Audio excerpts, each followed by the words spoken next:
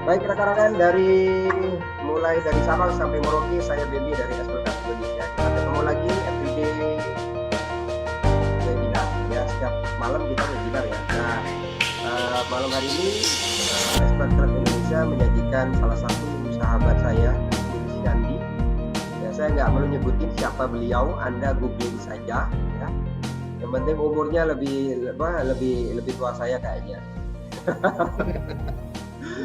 Ya, dan Mas Kiki cukup malang melintang lah ya, malang melintang baik di manufacturing di continuous atau di pabrik semen, kemudian di manufacturing, kemudian di plantation dan mining, wah multi disiplin ya. Jadi teman-teman sangat berbahagia sekali beliau bisa hadir di malam hari ini. Baik, waktunya kita akan zoom, malam hari ini kita akan sampai Pak Kiki akan present sekitar 45 menit dan tanya jawab 15 menit. So kita akan selesai jam 21:15 hopefully. I wish kita 21:15 ya. Besok kita kelanjutan Lean 4.0 besok adalah yang ngajar Pak Endi Kustamsi, TPM expert PT Kimia. Saya panggil dulu ya, Pak Endi Kustamsi, open mic sama videonya, thank you Pak. Yes. Ya, assalamualaikum warahmatullahi. Oke, siap materinya untuk besok melanjutkan Pak Kiki? Siap. Oke, siap. Oke, terima kasih Mas Endi, sampai ketemu besok malam ya. Ya, oke. Oke, thank you Pak. Baik. Kita akan mulai, Mas Kiki, time is yours, let's share your screen. Pertanyaan rekan-rekan bisa sampaikan di menu chat ya. Silakan Pak. Ya. Oke, saya ambil screen-nya ya, Mas. Oke, silakan.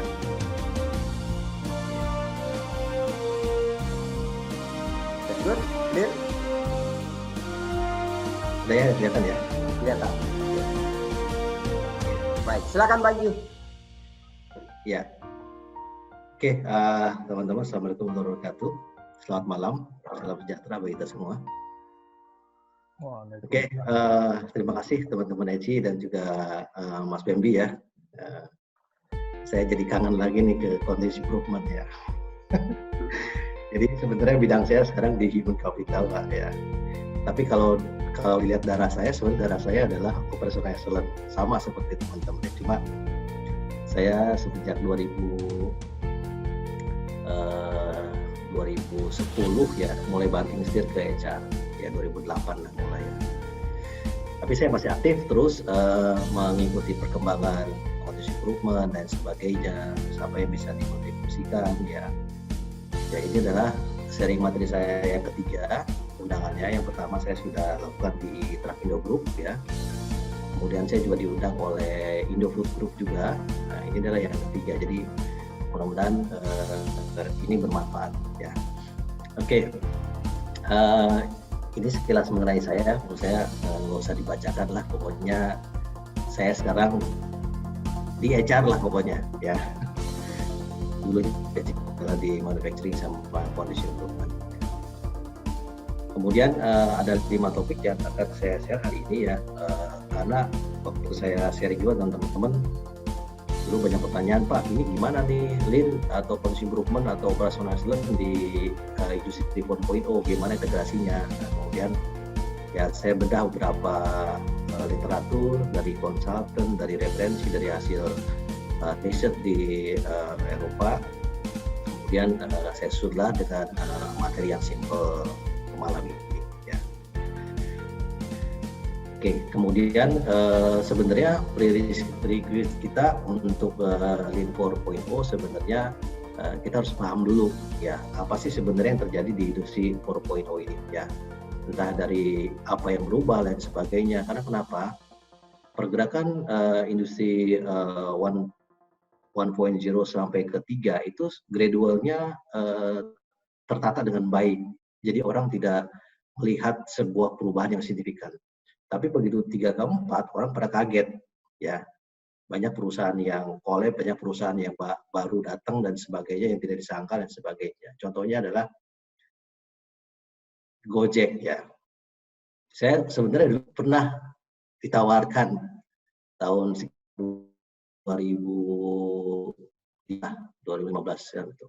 HR di Gojek tuh. Teman-teman saya pada ngejek, kamu ngapain di HR di Gojek sana gitu kan. Itu nggak masa depannya suram katanya. Wah, gitu sebagainya, ternyata kesini kan beda. Nah, itu yang memang nggak kita sangka waktu itu ya.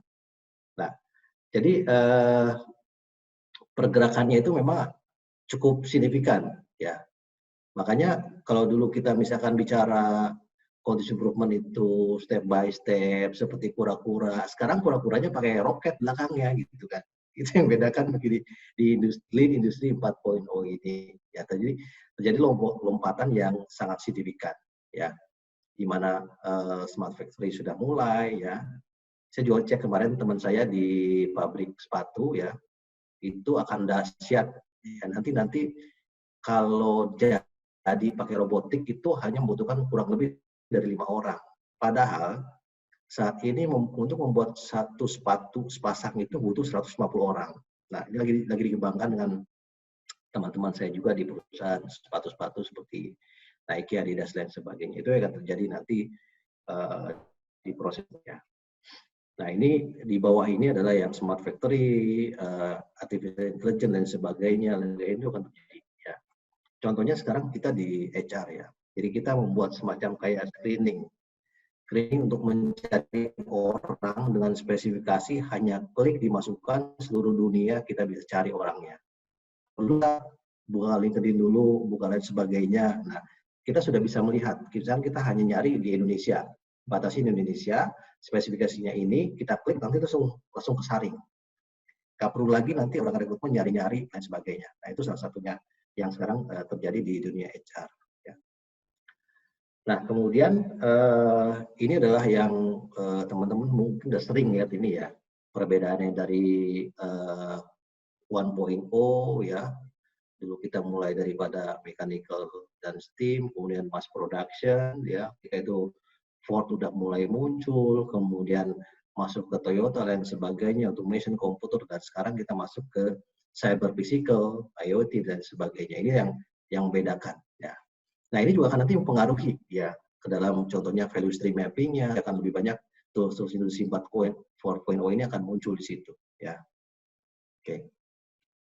Nah, ini sebenarnya sih di video udah banyak di-share di Google, nanti videonya terpisah saya akan kirimkan ya. Coba saya lihat, kedengaran nggak ini ya suaranya?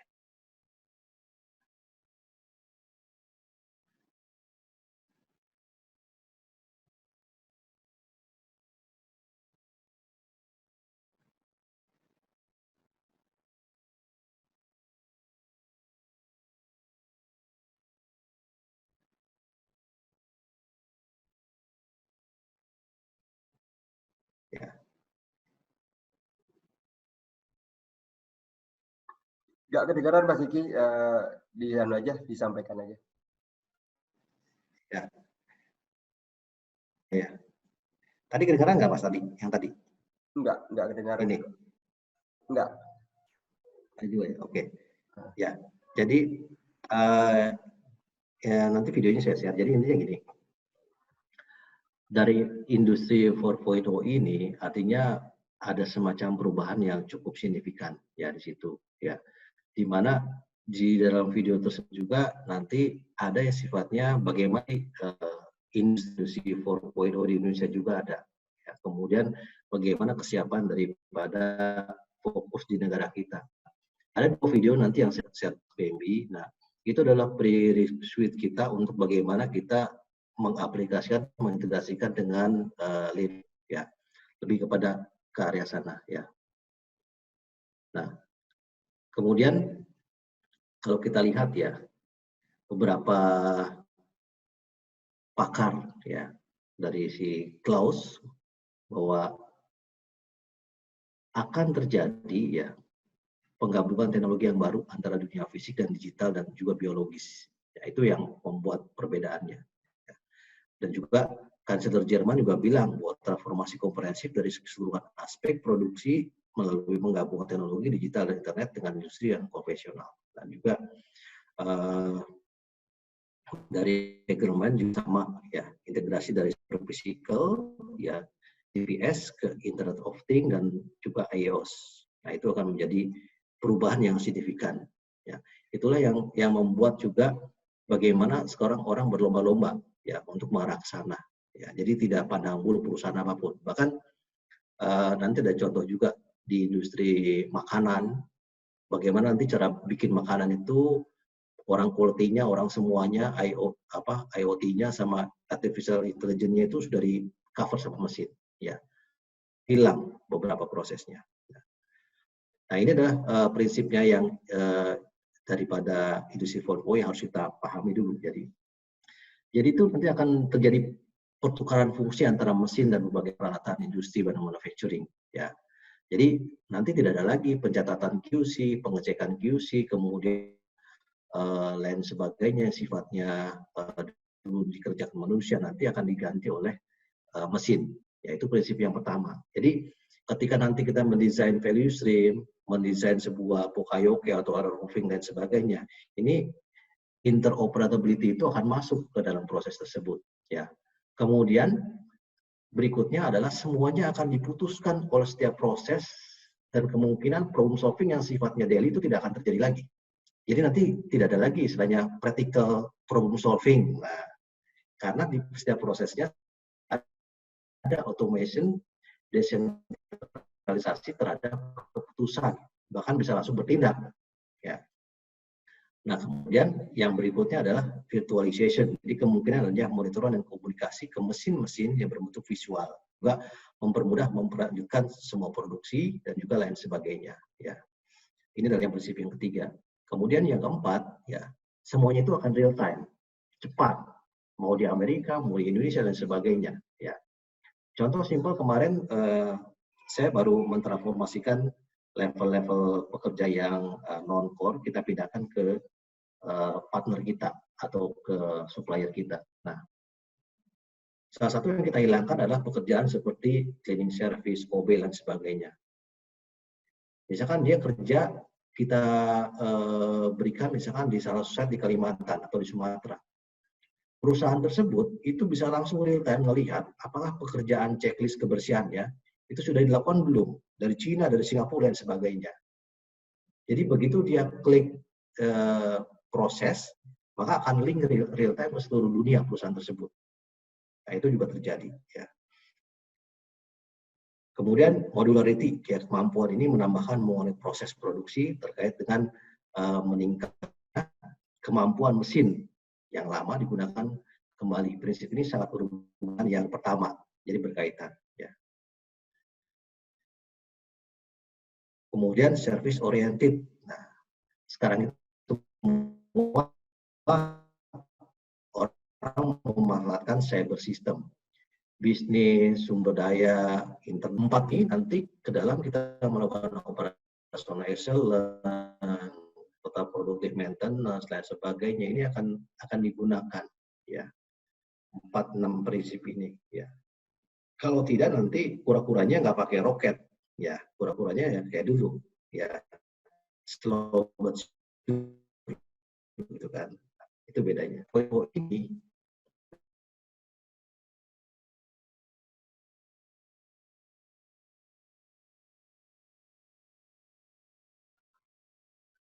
Ya, Pak Kiki kayaknya terputus. ya, udah nyambung. Ya. Tadi sampai ya. Tadi udah sampai slide tadi udah ya? Ya, udah. Lanjut. Oke, lanjut ya. Jadi 6 prinsip tadi.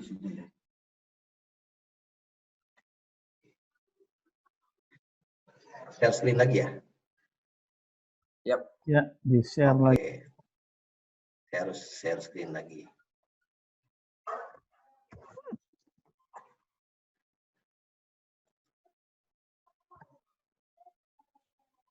Oke ya.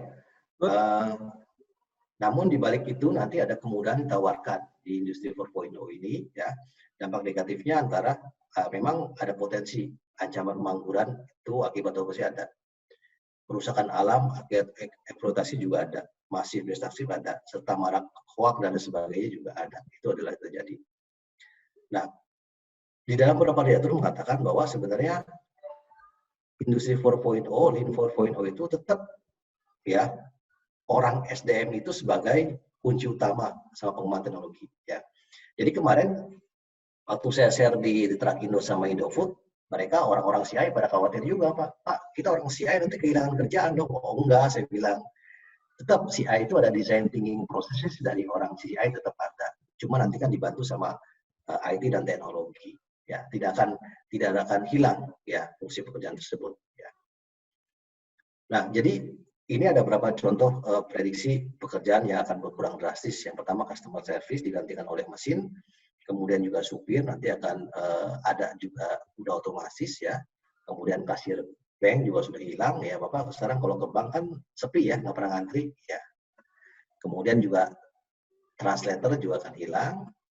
Kemudian farmasi, apoteker, dokter juga akan digantikan oleh mesin ya. DJ audio juga akan tergantikan oleh berbagai program-program yang ada di software ya. Songwriter juga akan hilang ya. Nah, yang tergerus ya pertama itu adalah resto ya. Food, karena orang sekarang go food, jarang keluar, waktu kerja meeting, adanya private chef, itu resto juga kemungkinan akan tergerus, bukan hilang. Cinema, Anda boleh perhatikan, tanya orang 21, ya, beberapa tahun terakhir turun, karena adanya Netflix, adanya Genflix, adanya Hawk, dan sebagainya. Ya, dari tahun ke tahun turun. Ya. Kemudian universitas, sebentar lagi banyak online. Ya. Jadi nanti disebut dengan ghost town, katanya. Nggak ada orang lagi tuh di kampus. Ya. Kemudian hotel, ya sekarang kalah dengan Airbnb, NRI, kemudian hotel, hanya hotel yang unik saja, yang servisnya bagus akan bertahan. Nah, jadi kalau teman-teman ada industri hotel, larinya ke sana. Kemudian bimbel sama adanya ruang guru habis semua, ya kan? Oke. Kemudian buku, ya sebentar lagi Gramedia itu akan jadi core-nya adalah menjadi toko ATK. Ya, itu akan, makanya kalau sekarang ke Gramedia, ATK itu akan diperbesar dibandingkan buku ke depannya. Ya. Kemudian bank, anak milenial sekarang banyak investasi kripto, Bitcoin, emas, OVO, GoPay, dan sebagainya. Jadi bank akan sulit mencari dana. Ya. Kemudian dokter dan perawat tergantikan oleh hal yang canggih. Ya. Kemudian bagaimana dengan profesi dokter sekarang? Ya. Jadi dokter itu nanti yang akan ada jurusan terbaru adalah dokter yang berkaitan dengan teknologi. Nah, itu nanti ada jurusan baru yang arah ke sana. Ya. Kemudian manufacturing tidak semua, hanya smart manufacturing yang akan bertahan, ya, karena tidak efisien dan tidak fleksibel, akan berguguran. Kemudian mall akan beralih fungsi dari retail shop jadi gerai shop, suka jalan-jalan dan belanja akan beralih kepada hiburan dan makan dan nonton. Nah, ini saya sempat ngomong dengan pengelola salah satu mall. Mall itu selalu penuh, Sabtu Minggu, hari biasa. Tapi retail shop-nya kok nggak naik-naik. Ternyata orang ke mall itu sekarang hiburan, makan, dan nonton, paling gitu. Ya. Coba bisa tanya ke pengelola mall yang lain. Ya. Nah, tapi balik itu ada juga industri yang akan booming nih. Ya, saya urutkan dari nomor 10 sampai 1. Berarti kalau nomor 1 berarti itu yang paling booming. Ya. Oke, pertama adalah transportasi. Ya, efisien, ramah lingkungan, dan smart city itu yang akan nanti meningkat. Ya. Kemudian real estate nanti adalah yang berkaitan dengan job online broker, online design service, sama real estate teknologi. Jadi nanti menawarkannya bukan masalah luasnya lagi, lain sebagainya, tapi kepada rumah yang berteknologi. Ya. Finance, fintech, dan cryptocurrency akan booming juga, nomor 8. Ya. Kemudian yang nomor 7, itu catatannya adalah hotel-hotel yang menjadi sustainable food provider, healthy food, catering, kualitas, unik, dan Instagramable. Itu yang akan tetap menjadi booming. Ya. Kalau teman-teman tahu, mungkin di Bogor ada Raymond Grace. Raymond Grace itu apa? Makanannya enak nggak? Biasa aja. Cuma kan orang enak foto-foto di situ. Jadi orang pada penuh ke sana. Ya, contohnya. Konstruksi nanti adalah bidang fokus residential housing sama big infrastructure sama teknologi construction, itu yang akan nomor 6 ya Bumi. Kemudian customer retail adalah pop-up retail. Pop-up retail itu adalah misalkan kayak ada model dum-dum cafe yang kecil-kecil atau food truck ya. Orang kan sekarang menjamur tuh ya. Itu pop-up retail namanya. Kemudian e-commerce dan juga personalized retail itu akan berkembang ya. Kemudian media bukan surat kabar, lebih kepada streaming television sama gaming, itu akan jadi berkembang ya. Kemudian yang ketiga, top 3-nya adalah oil and gas dan mining, fracking sama sustainable energy, itu yang nomor 3. Kemudian yang nomor 2 adalah health, bukan jumlah dokter atau suster perawat ya, tapi bioteknologinya. Nah, jadi nanti itu masa sekarang udah ada jurusannya itu adalah bioteknologi. Jadi kalau misalkan Bapak Ibu punya anak, kalau sudah lulus dokter itu next-nya adalah bioteknologi. Ya. Kemudian health data management sama personal health. Makanya sekarang ada Halo Dokter, ada Q Sehat, lain sebagainya. Ya.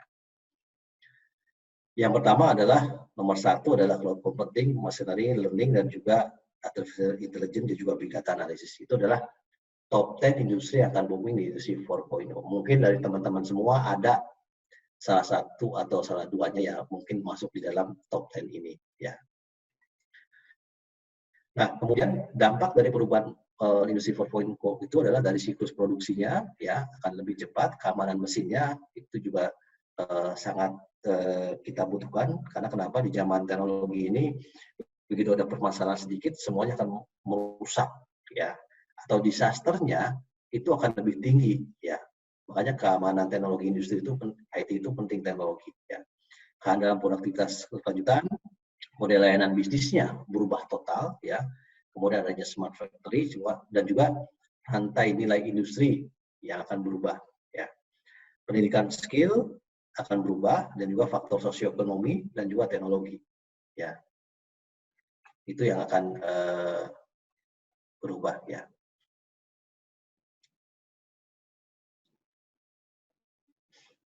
Oke.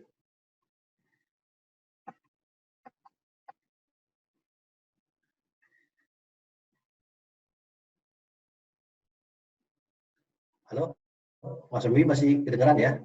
Oke, ini contoh aja, saya ambil dari McKinsey, teman-teman bisa lihat. Jadi ini adalah pilar-pilar mengenai digital industri di industri 4.0 ya, berkaitan dengan beberapa aspek ya. Ini teman-teman sebagai referensi aja. Wah, ini jadi ingat Pak Hans Patuwo sama ini. Iya.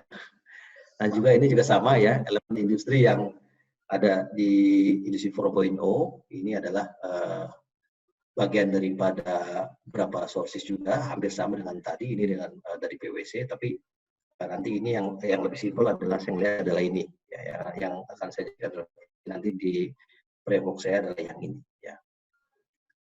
Nah, ini adalah industri, harapannya teman-teman semua sudah baca ya, 5 sektor industri dan sebagainya, karena ini penting akan mempengaruhi strategi perusahaan Anda masing-masing ya. Itu sangat penting. Jadi saya nanti sudah ada downloadnya, videonya sudah ada, saya kasih ke Mas PNB, tolong dipelajari juga ya. Nah, ini adalah 10 poin nanti yang bisa dipelajari ya teman-teman. Saya nggak bahas ini ya.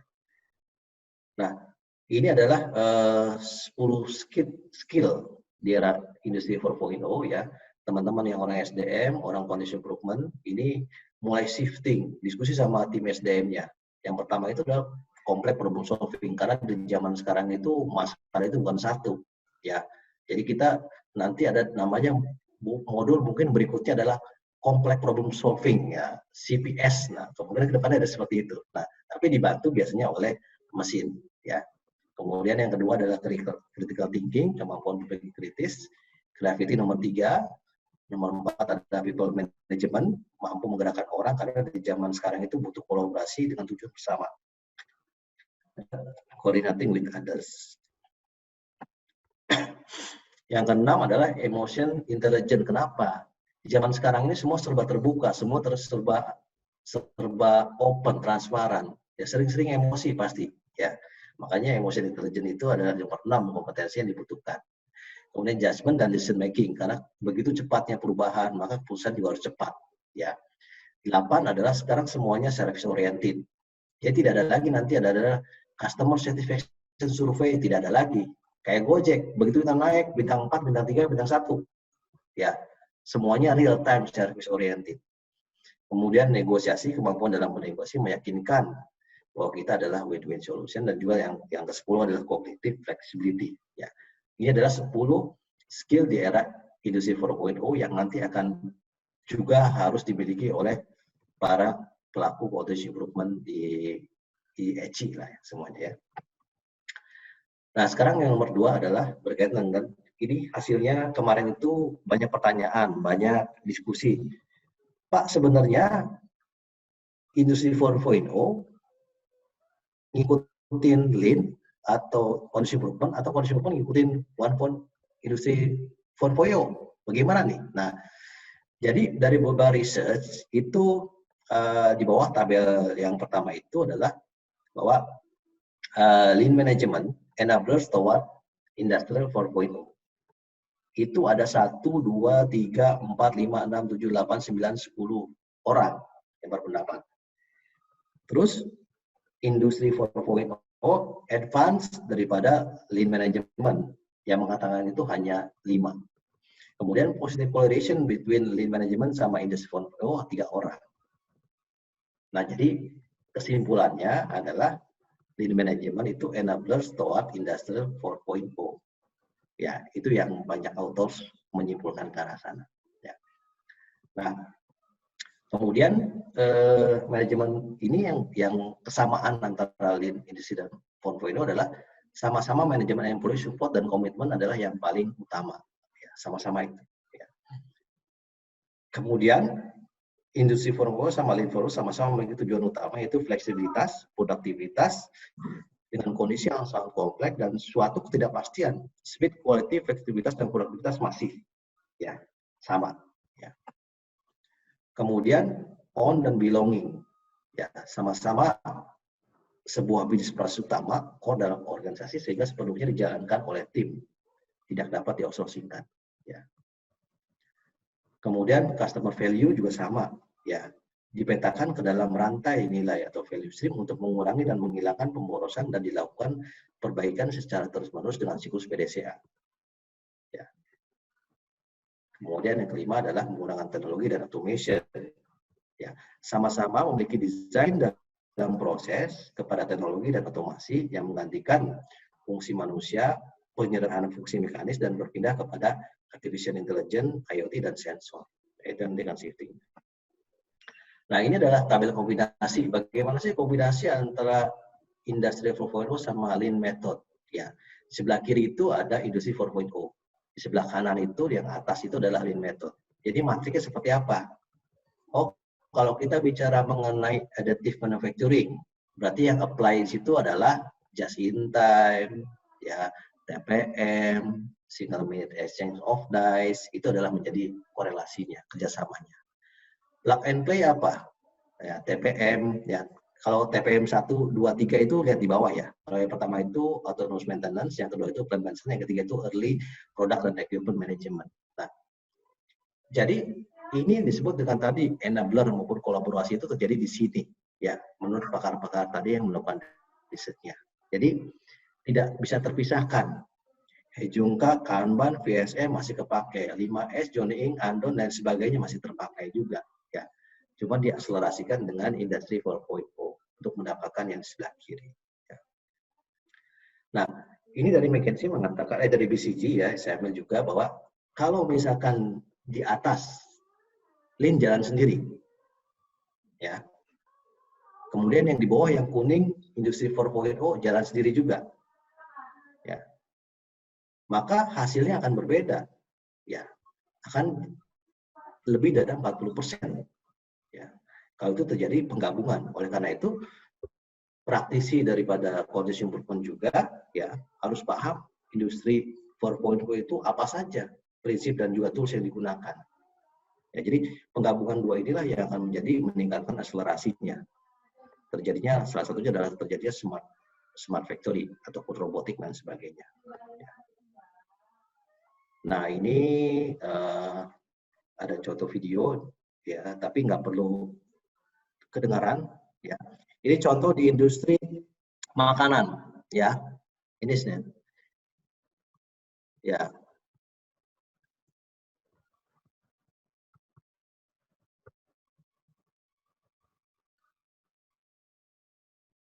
Nah, bayangkan seluruh pekerjaan itu tidak dilakukan lagi sama orang sekarang. Semua oleh sensor robotik.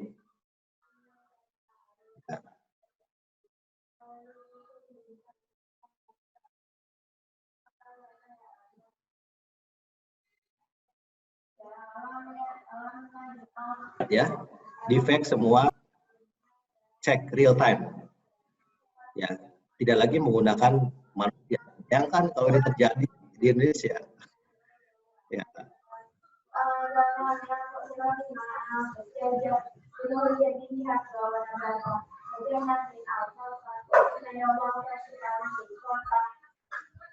Nah, ini termasuk warna posisi ya. Nah, kalau ada kosong kelihatan ya.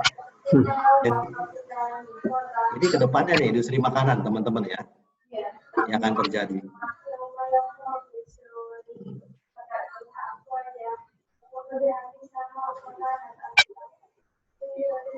Ya. Nggak ada manusia sama sekali, manusia bersama dengan virus corona ya Mas. Ya.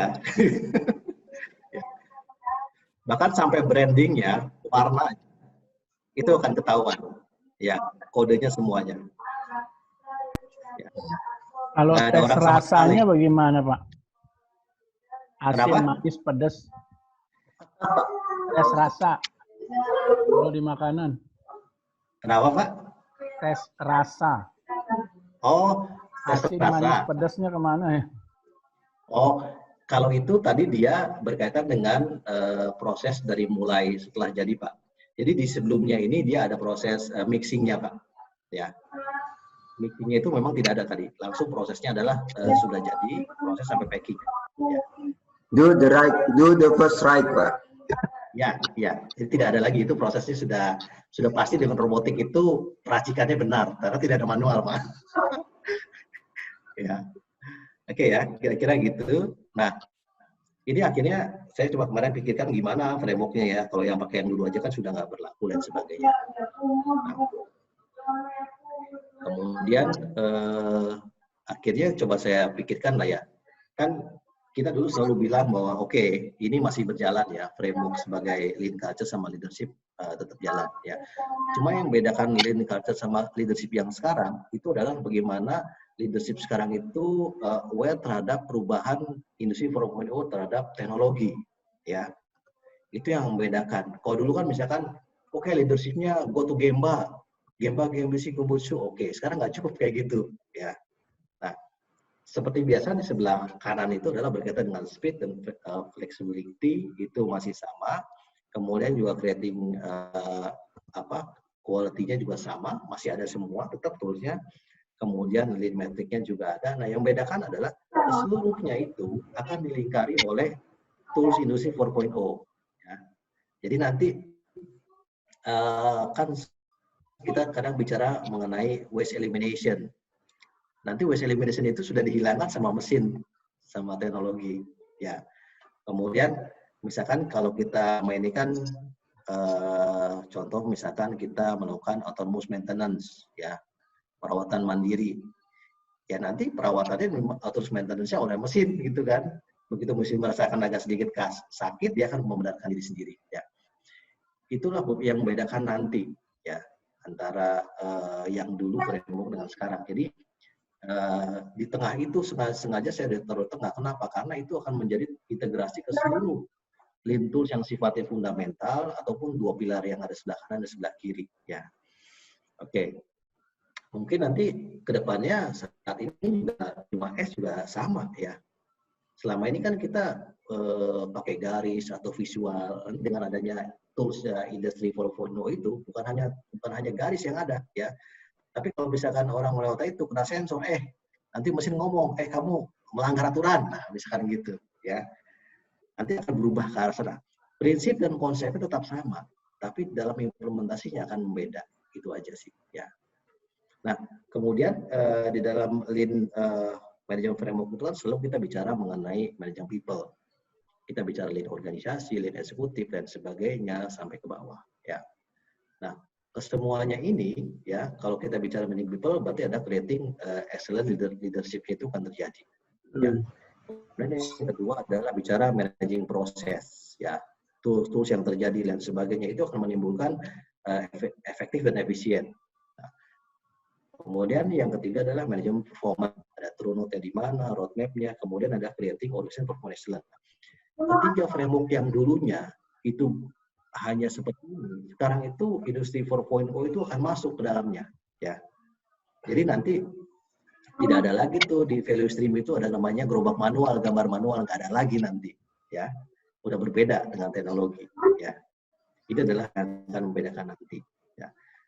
Kemudian kalau kita lihat nih, ya, kalau cara bacanya gini, Lean 2.0, 3.0, 4.0. Di dalam continuous improvement kita punya beberapa pendekatan, ya. Biasanya ada pendekatan Kaizen, MQC, SEA. Nah, kalau kita lihat di zaman industri 2.0 itu lebih tinggi porsinya, ya. Jadi di zaman 2.0 itu semakin nomor 1 itu makin tinggi, bawah itu makin rendah. Kemudian industri 3.0 itu mulai imbang. Nah, industri 4.0 sekarang itu yang membedakan adalah sekarang orang sudah bicara bisnis, perubahan produk, kecepatan perubahan. Jadi sekarang Lean itu diarahkan, consumer improvement itu adalah ke cycle yang nomor 4 sama nomor 3. Ya. Bukan berarti nomor 1, nomor 2 tidak dilakukan, tapi kalau kebanyakan nomor 1 ketinggalan perusahaannya. Itu aja. Ya. Yes. Nah, ini adalah salah satu yang berubah nih paradigma teman-teman nih. Ya. Jadi kalau kita oke lah kita pelan-pelan membangun budaya Kaizen pelan-pelan udah ketinggalan sekarang, makanya sekarang itu kita ngarahkannya ke 4. Walaupun nanti di 4 dan 3 tetap kita menggunakan 1 dan 2 tetap. Cuma prosesnya lebih luas dampaknya dan juga lebih cepat prosesnya. Nah, shifting inilah yang berubah sekarang di industri 4.0, ya. Jadi lihat aja lebarnya sebelah kiri itu seperti apa di mananya. Oke, kita kan biasanya bicara pendekatan pertama, ya, ada Kaizen dan sebagainya, SMART dan sebagainya, ini masih berjalan, ya. Kemudian Kaizen kecil tapi berjalan dan sebagainya masih ada, ya. Cuma tadi ya, dampaknya. Kemudian ada IT report kita bisa lakukan juga. Kemudian value stream yang kedua, kemudian yang ketiga adalah operational excellence kita jalan. Nah, itu masuk juga tuh industri 4.0, ya. Value stream yang dulunya kita ini gambarnya mungkin nanti akan berubah, ya. Akan ada gambar-gambar tools yang baru, teknologi, robotik, dan value streamnya prinsipnya sama. Tapi cara kita mendefine solusi bukan alat bantu industri 4.0, ya. Jadi nanti gambar-gambarnya udah nggak ada lagi tuh, gambar-gambar gerobak, gambar-gambar troli itu udah nggak ada. Nanti digantikan hal-hal yang sifatnya robot dan sebagainya, ya. Nah, operational excellence juga sama, ya. Kita biasanya bicara input, proses output, hasilnya seperti apa, itu dibantu oleh industri 4.0 tools, ya. Oke, kemudian ini juga sama, ya. Ini pendekatan dari McKinsey, ya, yang 3 cluster excellence. Kemudian yang terakhir adalah lean enterprise ini yang memang kita diarahkan sekarang mengarahnya ke sini. Jadi perubahannya itu nanti udah berkaitan dengan seluruh value stream proses dan juga produk mungkin aja akan shifting berubah, ya. Contohnya, ya, OVO itu punya matahari, ya kan? Dikarenakan dia melihatnya secara enterprise, maka dia matahari mengeluarkan OVO karena dia tahu detailnya kan kurang, misalkan. Nah, hal-hal kayak gitulah yang akan terjadi kalau kita melakukan pendekatan yang nomor 4. Jadi business cycle-nya akan berubah, ya. Nah, ini beberapa contoh, ya. ini di perkebunan. Biasanya semprot manual diselesaikan oleh 1 orang per hektar. Dengan drone 5 menit berapa hektar selesai. Ya.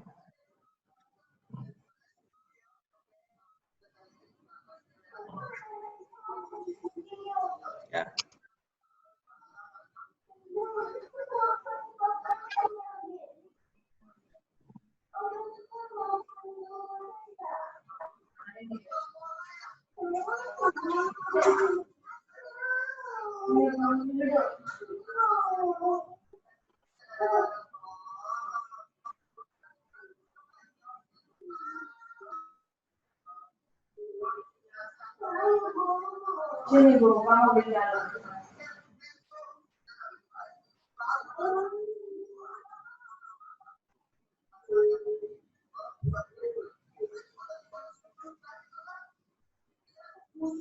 Nah, ini di Amerika.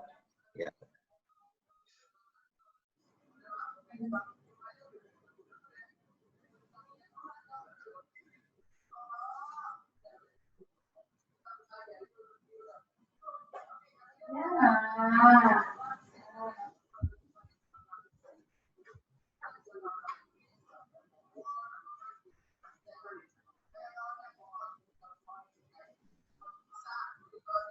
Ya, bahkan sampai pestisida, pembunuh hama, ya. Nah, ada juga istilah vertical farming. Ya.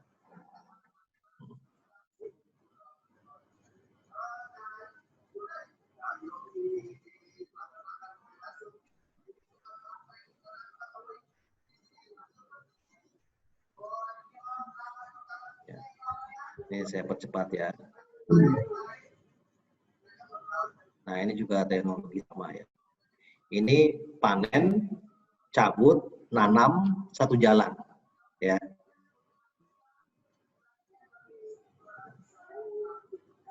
Ya. Jadi panen, cabut, nanam, satu kali jalan. Ya. Oke, saya percepat videonya. Ya, bajak langsung tanam. Nah, itu contoh ya. Jadi itu salah satu di industri pertanian. Ya. Nah, waktu juga sudah hampir habis. Jadi summary konklusinya yang saya teman-teman di tadi adalah industri 3.0 sama 4.0 ya. Kalau dulu saya nyebutnya doing the same thing a bit better. Ya. Kemudian di tengah adalah doing new things. Nah, sekarang making things that make the old thing obsolete. Itu yang ada di mindsetnya para CI sekarang nih, ya. Sangat drastis perubahan cara berpikirnya. Oke, yang pertama, kalau dulu people sebagai kunci utama penggerak lean. Kalau sekarang people dan mesin akan berkolaborasi, ya, menjadi penggerak utama. Kalau dulu kita bicara eliminate, combine, reduce, sama simplify, combine sama reduce masih kategorinya masih yang banyak lah. Kalau sekarang eliminate-nya banyak, simplify-nya banyak, reduce, combine-nya akan sedikit. Ya, makanya perubahannya drastis. Ya. Kemudian lean tools masih sifat manual, sekarang lebih banyak menggunakan teknologi dan otomasi. Ya. Kemudian continuous improvement dulu step by step, ya. Sekarang adalah leap, terbang pengennya. Jadi udah nggak jelas lagi antara improvement sama inovasi sekarang. Pokoknya berubah cepat, ya. Kemudian dulu kita kan selalu slogannya oke, 10-30% perbaikan sudah oke. Sekarang nggak bisa bicara gitu. Sekarang bicara di atas 50% baru oke, ya. Nah, beberapa shifting prinsip itu memang agak berubah, ya. Kemudian tidak sepenuhnya elemen 4.0 itu digunakan. Kalau sekarang tidak mau harus digunakan, karena kalau tidak akan ketinggalan, ya. Kemudian pendekatan lean masih terbagi antara lean enterprise sama lean internal business process, masih dibagi-bagi sehingga banyak yang tidak terintegrasi. Kalau sekarang mau tidak mau itu ada pada entire value stream, keseluruhan rantai pasok atau lean enterprise akan terkoneksi secara keseluruhan. Ya. Oke, kesimpulannya adalah revolusi industri 4.0 adalah masa depan perubahan yang sangat cepat dan signifikan, tapi konsep Lean masih sebagai framework utama di situ. Ya. Lean 4.0 akan meliputi prinsip-prinsip dan juga tools industri 4.0 sebagai akselerasi dari Lean 4.0 untuk menunjang revolusi industri 4.0 itu sendiri. Ya. Jadi itu adalah kesimpulannya dan juga ini adalah shifting perubahannya. Ya. Gitu Mas Bembi ya. 43 menit pas lah. Siap. Very good Pak Kiki. Oke. Baik rekan-rekan. Pertanyaan-pertanyaan monggo langsung, waktunya cukup nih. Waktunya kita ada sekitar 30 menit. Ya. Halo, Coach. Halo, Coach, izin tanya Coach. Oh, Yaudah, halo. gantian. Ya. Oke, Coach. Stop share Ini- dulu Pak. Stop share Pak. Oke, Kiki, Oke, thank you. stop share dulu. Nah, oke, udah bisa nanya, Coach Bambi? ya, silakan. Oke, Coach, Yuda nih, thank you banget, keren banget share-nya ya. Jadi benar-benar mulai dari pola pikir sampai teknologi berubah. Nah, gini Pak, untuk masuk ke Lean 4.0, mau nggak mau Pak, kita suka nggak suka kan pasti akan invest Pak, besar-besaran tuh Pak, akan invest, benar-benar invest, mau menghilangkan waste-nya sebelah mana. Sedangkan kalau dilihat dari saat ini, hampir semua industri turun dari segi market dan sebagainya. Nah, itu strateginya gimana tuh supaya meyakinkan lean industri itu bisa diimplementasikan di sebuah perusahaan dengan kondisi pasar saat ini. Thank you, Pak. Oke ya. Terima kasih Mas Yuda ya. Tadi sebenarnya kenapa kita mengarahkan ke lean value stream seluruh value chain? Karena ada potensi juga service dan produknya itu akan berubah pada market. Karena kalau market yang gini-gini aja, kemudian proses produksinya gini-gini aja, ya lambat laun akan tergerus juga, gitu kan. Nah, jadi dari sana ya, itu sebenarnya sekarang itu contoh simpel gini ya. Mungkin teman-teman ada yang udah pernah nyoba belum? Beli sepatu sekarang itu bisa langsung pesen ada namanya. Kanan kirinya boleh berubah warna, cuma tinggal gambar doang. Klik, gesek kartu kredit, berapa hari sampai rumah. Udah ke sana, walaupun agak mahal dikit. Coba bayangkan kalau itu masih dikerjakan secara manual. Artinya ada perubahan daripada service yang dilakukan, dikarenakan kita melihat marketnya. Makanya tetap bahwa konsepnya Lean 4.0 itu adalah customer base kan tadi kan, customer oriented, tetap ke sana. Ya. Cuma yang menjadi permasalahan tantangan berikut tantangannya adalah bagaimana keberanian manajemen untuk merubah ke sana. Memang investasi itu mau tidak mau sekarang itu dilakukan. Oleh karena itu banyak perusahaan untuk mengarah ke sana itu dia banyak kerjasama dengan perusahaan lain, kolaborasi namanya. Jadi dalam menentukan solusi itu dalam seluruh value stream nggak mesti semuanya kita pegang. Contoh misalkan di dalam suatu proses, misalkan ada satu proses yang memang kita kalau investasi akan besar, kita geser value streamnya ke supplier kita yang punya kapabilitas di bidang itu, ya. Jadi tidak semua juga dalam value stream itu harus kita investasikan. Jadi harus smart juga dalam investasikan, nggak semuanya harus kita supplykan. Contoh simpel gini. Oh, ya. Oke. Main kalau Ya. Oke, sip. Thank you Coach ya. Ya. Oke, thank you. Oke. Makasih. Yuk. Ya.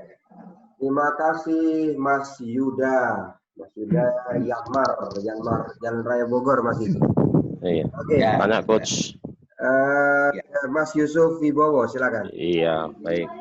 Terima kasih Coach. Luar biasa materinya. Ada beberapa yang saya tanyakan. Yang pertama, tadi dikatakan bahwa kalau industri perfilman atau bioskop di itu semakin sepi ya di awal, akan tetapi di selanjutnya mall juga akan sepi dengan penjualan, akan tetapi diperbaiki dengan bioskop yang para customer itu malah ke mallnya itu malah nonton, main-main seperti itu, tidak beli.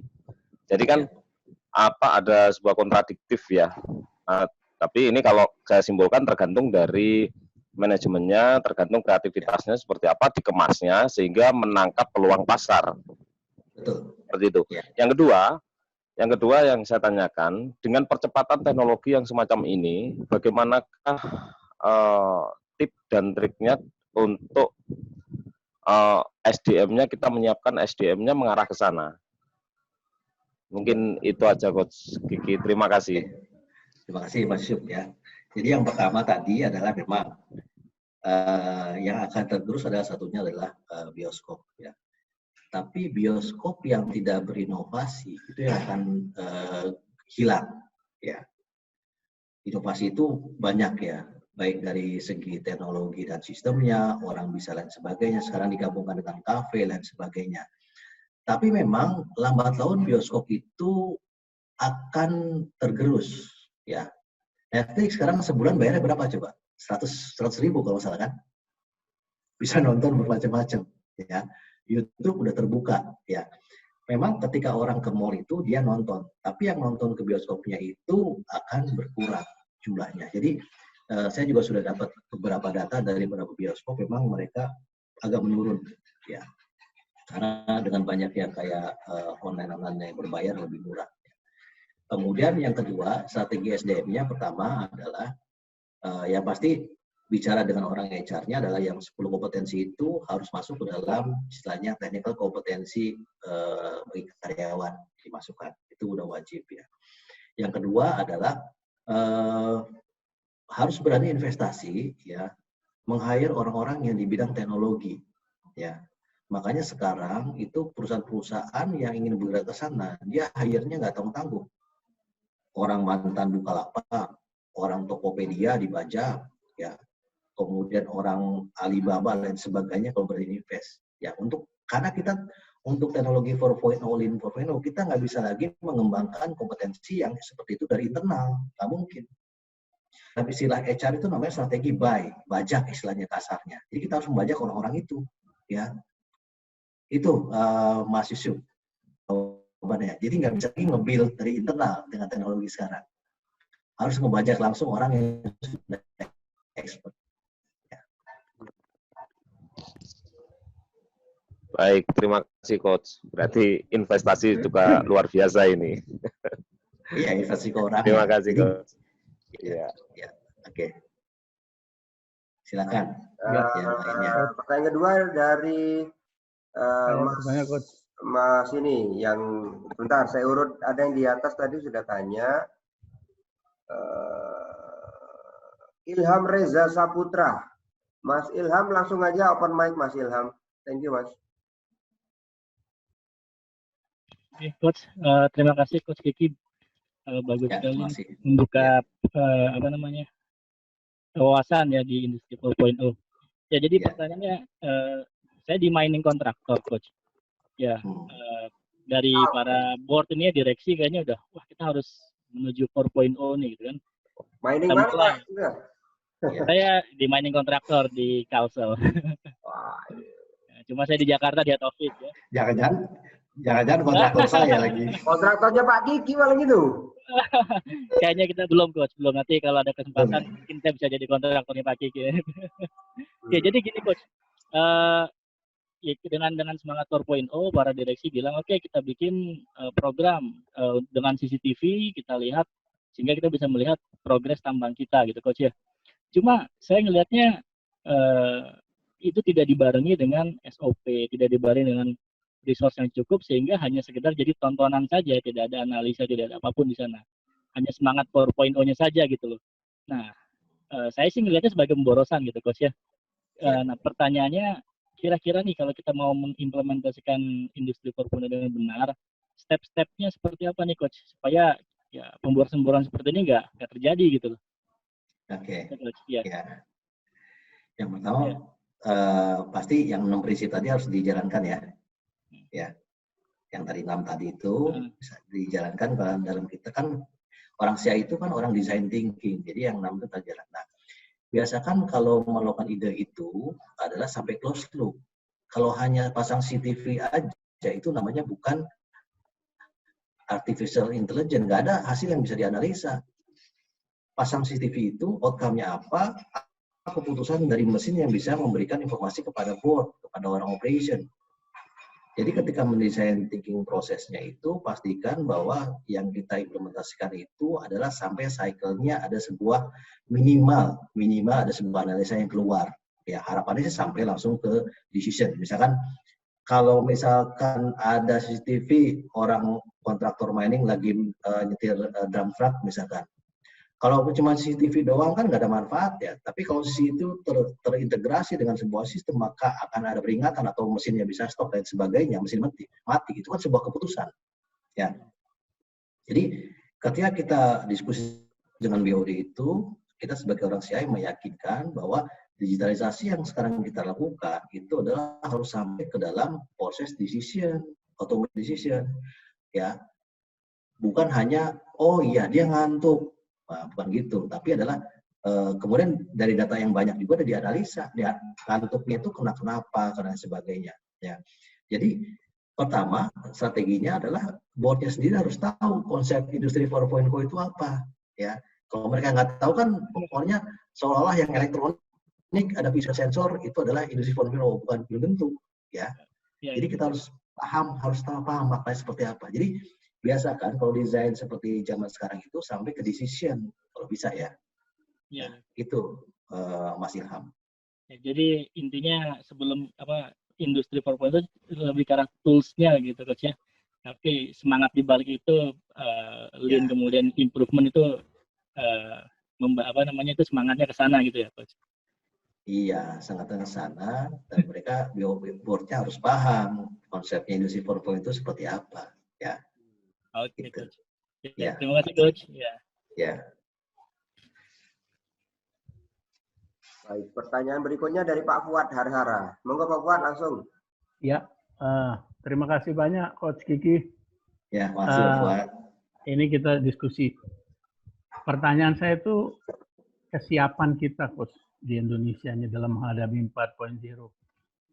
Dibanding dengan negara ASEAN, ASEAN country, bahkan dengan Asia Pasifik ataupun secara global. Karena saya di otomotif Coach banyak kan. Yeah. Jadi betul-betul manufacturing lah.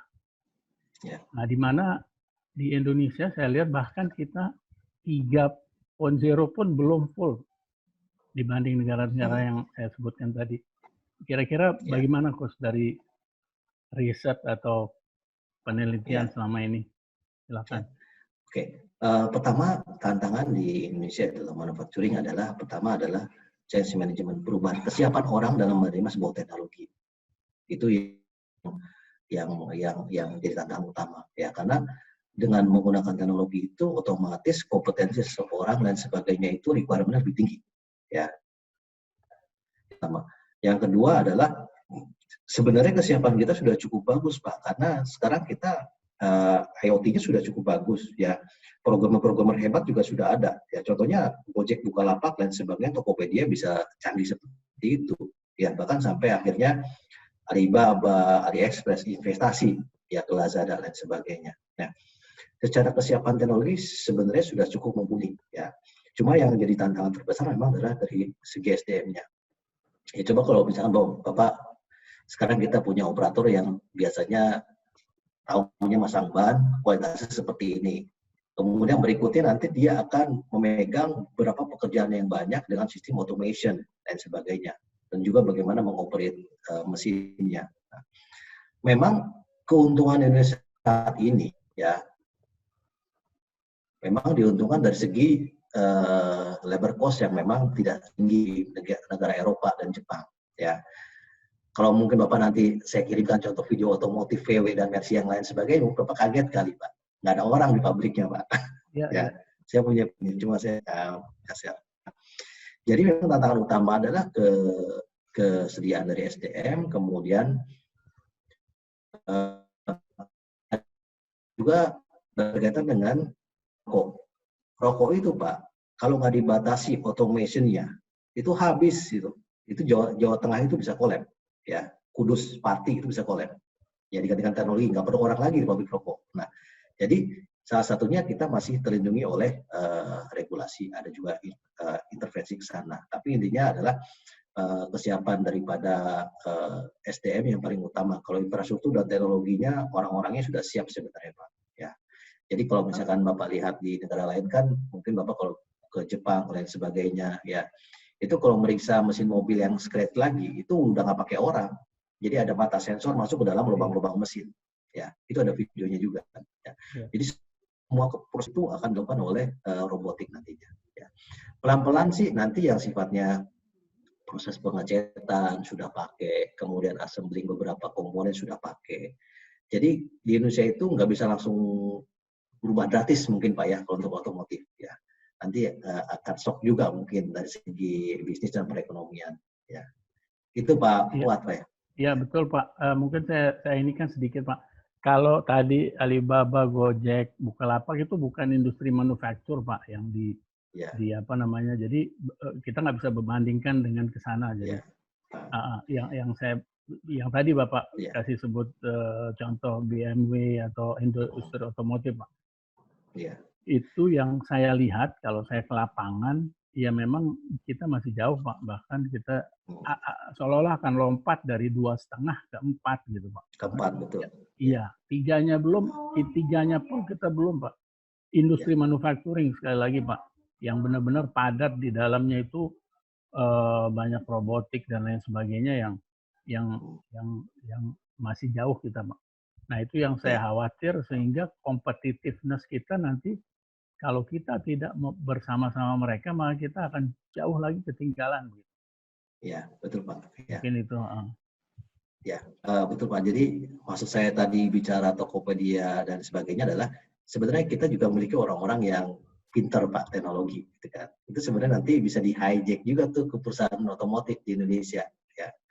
Karena dia bangun sistem dan sebagainya, otomasi dan sebagainya. Bagaimana nanti ngecek balancing mobil dan sebagainya, kemudian ada scratch dan sebagainya, hanya cukup pakai iPad misalkan. Nah, artinya secara infrastruktur sih Indonesia sebenarnya siap, tinggal industrinya itu berani nggak ngambil ya. Kayak kemarin waktu saya di Indofood Pak, saya contohin video tadi, itu kan sebenarnya tinggal keputusan manajemen nih, berani nggak investasi kayak gitu. Iya. Kan ujung-ujungnya kan, sekian ribu karyawan akan hilang, nanti ditanya dipanggil sama DPR dan sebagainya. Ya, tinggal keberanian aja, kesiapan seperti apa. Saya yakin juga kayak Toyota, Honda udah punya Pak. Kalau Bapak lihat pabrik yang Lexus di Takahara Pak, itu canggih luar biasa. Ya kan, udah kan. Ya tinggal keberanian mereka, cuma kan ada regulasi mungkin yang pelan-pelan deh, jangan langsung ke 4.0 ya kayak gitu Pak. Ya poinnya di situ Pak, jadi pelan-pelannya itu ketahan dibanding dengan negara lain yang cepat dia langsung begitu. Sehingga kita nggak kompetitif nanti barangnya yang untuk saat ini masih kompetitif kali Pak, karena gajinya nggak semahal di Eropa sama Jepang. Tapi begitu masuk 4.0 ya itu yang harus kita. Iya. Ya, terima kasih Coach. Terima kasih. Thank you Pak Fuad. Ya. Memang kadang-kadang pergerakan itu ya dari 3.0, 4.0 kayak lagunya siapa tuh? Lagu yang kuburan itu. A minor ke C ke D lagi. Udah ke 4, turun lagi ke 3 gitu masih tinggi. Karena mindset-nya sekarang beda-beda kan. Memang kuburan ya. Ya. Ya sebenarnya kita mau 4.0, ini pengalaman BEMI juga. Tapi kadang-kadang kata Pak Fuad tadi ya pelan-pelannya itu. Kadang-kadang kan udah lewat sama orang-orang itu kan mereka bilang gitu kan. Kok aku lihat Pak BEMI, kok aku lihat ingat anak istri saya. Nah, ya gimana lagi gitu kan. Pada saat dia otomatisasi bisnis, kalau bisa ya benar kata Mas Kiki itu tentang pendekatan yang berubah itu yang sangat shifting mindset itu. Things that make the old things obsolete. Jadi ya webinar kita sekarang ini itu sebenarnya besok itu sudah obsolete gitu kan. Kita gunakan Zoom sekarang ini, besok tadi udah jangan pakai Zoom lagi gitu kan. Things what do you want. Itu maksudnya. Mindsetnya harus ke sana. Ya, tapi ya I don't know seberapa siap Pak Fuad ya, agak crowded juga. Ini teman-teman juga sama. Itu yang mengkhawatirkan tuh. Ya, sudah jalanin. Benar kata Mas Kiki tadi, udah jalanin kan. di level atas sudah mendiskusikan, tapi ya masih ada EWO PAKEWO, ada namanya regulasi, ada lagi serikat pekerja yang nekan. Ya, itu semuanya ya. Ya. Oke, pertanyaan lagi saya panggil. Ini Mas Mirwan Nugraha. Mas Mirwan, ini pabrik sepatu ini pasti mass production, banyak orang ini pabrik sepatu ini. Mas Mirwan, langsung sampaikan pertanyaan ke Mas Kiki. Silakan. Halo. Silakan Ya, Mas Mirwan. Oke, mungkin saya berhubungan langsung ya dengan yang namanya dari sisi automation, dan kita emang mau implementasi. Benar sekali, kita menggunakan satu line itu sekitar 150 sampai 170 orang. Tapi yang kita hadapin sekarang, ya, untuk membuat satu sepatu, Pak, membuat satu sepatu itu lebih banyak lagi sebenarnya. Itu hanya di bagian dari sisi cutting sampai assembling. Ya, itu udah menggunakan 150 sampai 170 orang. Tergantung dari konstruksinya si sepatu, karena sepatu itu beda dengan mobil. Mobil bisa satu model, kalau ini banyak model dan banyak size. Mungkin yang agak kita agak susah dilakukan di sini adalah gimana fleksibilitas dari si automation itu terhadap model yang kita punya. Pertama, kedua adalah kalau dibilang mesin sudah bisa mengeluarkan data, sekarang udah banyak, Pak, gitu. Kita tinggal input datanya saja, kita tinggal input perintahnya, nanti mereka akan menghitung berapa jumlah komponennya, berapa jumlah OII-nya sekarang bisa keluar, dan downtime-nya berapa lama, itu mereka bisa ngitung sendiri. Dan yang kita lagi permasalahan itu sekarang adalah isunya ke arah SDM dan serikat pekerja, Pak. Ya. Begitu. Karena ada saya satu mesin, Pak, satu mesin saja ya, itu hanya menggunakan 3 orang dan bisa reduce sebanyak 27 orang. Wow. Gitu. Dan kalau misalkan kita kalikan dengan uangnya, itu kita hanya balik modal hanya setahun, Pak. Iya. Gitu. Untuk pekerjaan satu mesin saja. Nah, makanya jadi kemarin ini kita banyak sekali bermasalah itu dengan isu-isunya adalah serikat pekerjanya aja sih. Lebih ke arah serikat pekerja, SDM kita betul sudah agak lebih, kalau saya bilang lebih bagus, emang lebih bagus, dan perkembangan automation itu luar biasa meningkatnya untuk saat ini. Dan mungkin itu hanya beberapa sharing dari saya aja sih. Yang paling masalah itu emang serikat pekerja sekarang, Pak. Gitu, apalagi kita bisa reduce banyak orang, dan itu berapa banyak lagi keluarga yang bisa kita berhentikan gitu maksudnya. Seperti itu. Ya, makanya sebenarnya gini, itu concern juga hampir banyak di masalah produksi yang massal ya. Di dalam kita melakukan proses nanti era transformasi digitalisasi dan teknologi ini, memang ada perusahaan yang memberikan prinsip kayak gini. Kita akan melakukan efisiensi dan sebagainya dengan teknologi, ya, tapi kita tidak akan mengurangi orang. Ya. Komunikasi di awal itu memang kalau kita sudah punya planning sebenarnya, kan dari sisi HR itu sebenarnya sudah punya, ada namanya natural reduction. Natural reduction itu adalah orang resign jangan diganti, nggak ada masalah kan SP. Orang yang pensiun nggak diganti, itu HR itu udah data planningnya sudah punya. Nah, itu dilainkan dengan proses teknologi kita. Kapan orang itu akan berkurang? Di kapan? Di bulan apa? Di semester berapa? Match nggak dengan punya planningnya HR. Jadi HR jangan masukin orang lagi terus-terusan, meng-hire lagi. Jadi antara implementasi industri 4.0 itu sangat erat hubungannya dengan strategi SDM. Jadi orang CI harus banyak komunikasi dengan SDM. Pak, kita punya planning nih, 6 bulan lagi ide akan digitalisasi, akan berkurang 20 orang. Coba cek di data HR, 20 orang ada nggak yang pensiun 6 bulan lagi? Oh ada, match, berarti tinggal dirotasi, nggak ada masalah kan KSP. Jadi itu salah satu strategi juga untuk orang tetap berkomitmen, berkontribusi tanpa ketakutan dikarenakan ada digitalisasi. Karena kenapa? Komunikasi yang tersampaikan selama ini adalah, ini akan berubah jadi robot, ini akan mesin, terus kita nanti gimana di PHK. Nah itu yang komunikasi yang nggak baik sebenarnya. Jadi di awal itu, sebelum mengenal sesuatu, lainkan dulu dengan program SDM. Gitu. Makanya kalau ada orang SDM itu enak kolaborasinya. Jadi ada natural reduction sama resign itu nggak usah diganti. Gitu kan. Nggak ada masalah, kan? Nggak ada konflik. Ya. Oke. Siap. Jadi Terima saya kasih, nggak bisa Pak. jalan sendiri, ya. Ya, baik. Terima kasih, Pak. Terima kasih atas masukannya, Pak. Ya, waktunya sudah di penghujung, Mas Kiki. Sudah jam 21 lewat 16.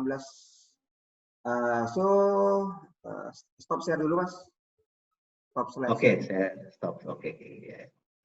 Oke. So, in closing summary, Mas Kiki, silakan, Mas. Oke ya.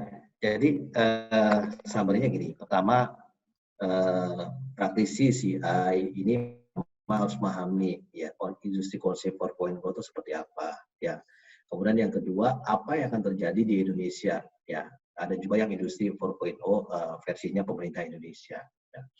Kemudian dari situ kita juga harus merubah mindset juga prinsip yang tadi yang ada di 4.0 dengan perubahan kecepatan sekarang ya. Tetapi basic condition improvement-nya tetap sama, prinsipnya tetap sama, cuma cara kerjanya yang berbeda, ya. Jadi nanti fine tuning itulah yang akan menentukan bahwa integrasi keduanya itu akan berkooperasi lebih baik, ya.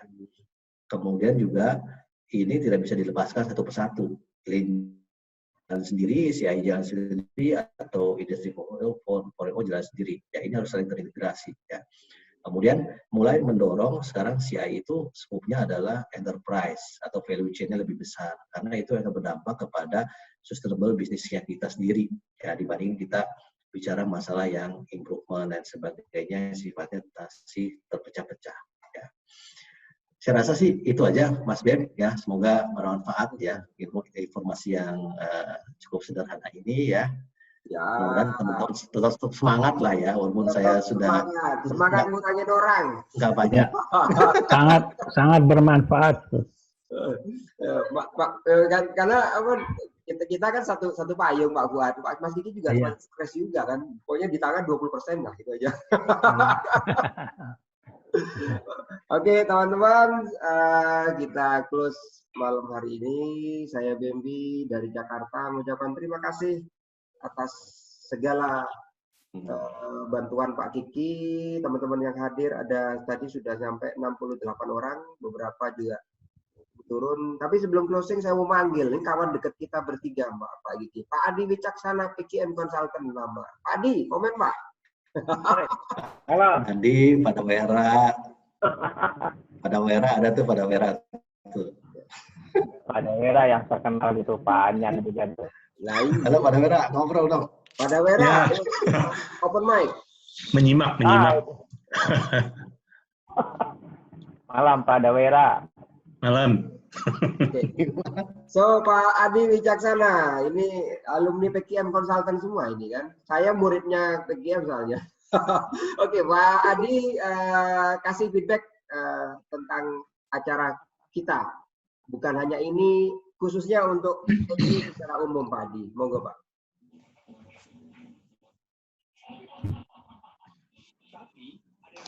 Adi? Oh, ya. Suara Mas Bebi ini terputus-putus ting-tung gitu ya. Tapi oke. Menarik ya bahasan kita, walaupun pendek ya, waktu memang begitulah yang di apa kita sign gitu ya. Menghadapi industri 4.0 ini sebenarnya dengan situasi saat ini itu sudah menjadi sesuatu yang real akan terjadi ya.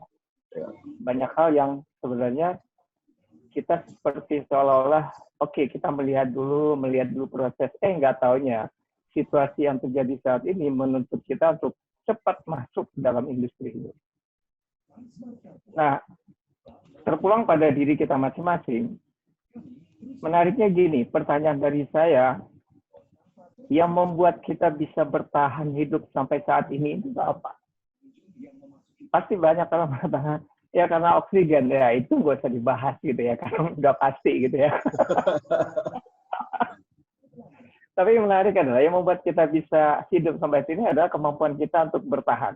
Kok bisa kita bertahan? Kalau kita nggak bisa bertahan, kita akan pasti mati muda. Nah, yang membuat kita bisa bertahan adalah kemampuan kita beradaptasi dengan perjalanan hidup yang kita hadapi. Perubahan pasti banyak terjadi, ya. Kita berharap kita akan melalui perjalanan hidup kita ini dengan sudah kita setting dengan matang. Nggak taunya dalam perjalanan dalam kondisi seperti itu yang kita lakukan adalah siap beralih keluar ke zona yang menurut kita ini paling nyaman buat kita lalui. Nah, pada saat kita keluar di zona nyaman itu memang tantangannya luar biasa. Tadi teman-teman banyak bertanya juga dan saya juga mengamati banyak tantangan dihadapi di kantor dalam mengikuti atau masuk ke dalam industri ini. Tetapi itu sebenarnya tantangan itu kalau bahasa yang biasa kita pakai adalah tantangan itu menjadi sebuah peluang gitu ya. Nah, kuncinya saya ada kalimat yang menarik saya ingin mengakhiri. Orang yang sukses itu sebenarnya adalah orang yang dia bisa melalui rasa sakitnya dia. Ya. Dan orang yang bisa melalui rasa sakitnya, maka kesuksesanlah yang akan dihadapi. Jadi maksud dengan sakit ini adalah tantangan yang harus dihadapi. Ya, sehingga kalau kita ingin mencari sukses, bukan di ujung yang kita cari sukses, tapi setiap kita melewati rasa sakit, rasa tantangan itu, itulah sebenarnya suksesnya kita. Jadi, Bapak, Ibu semuanya, siap-siaplah kita menghadapi tantangan. Dan kalau kita bisa melaluinya, siap-siap juga kita menuai kesuksesannya. Saya pikir itu. Thank you Pak Adi. Logat Padangnya masih kental ini, sama dengan Pak Dawera tadi. Luar biasa. Pak Dawera orang Padang, C 123 ya. Oke. Ya udah kita udah lama, udah malam. Thank you Pak Adi, good positive comment. Kawan-kawan kalau terima kasih. Undang beliau Pak. Aku promosi aja. Pak Adi Wijaksana, AIMA Consultant Founder, beliau juga S1 Psikologi UI kalau nggak salah, tapi orang Padang. Baik. Bukan orang Padang. Apa tuh Pak? Orang Awak. Orang Awak. Ya, masih ingat aja Mas Dendi. Ya pasti ingat aja. Hebat saya. Ya. Hebat. Kawan-kawan lama nggak mungkin ya lupa.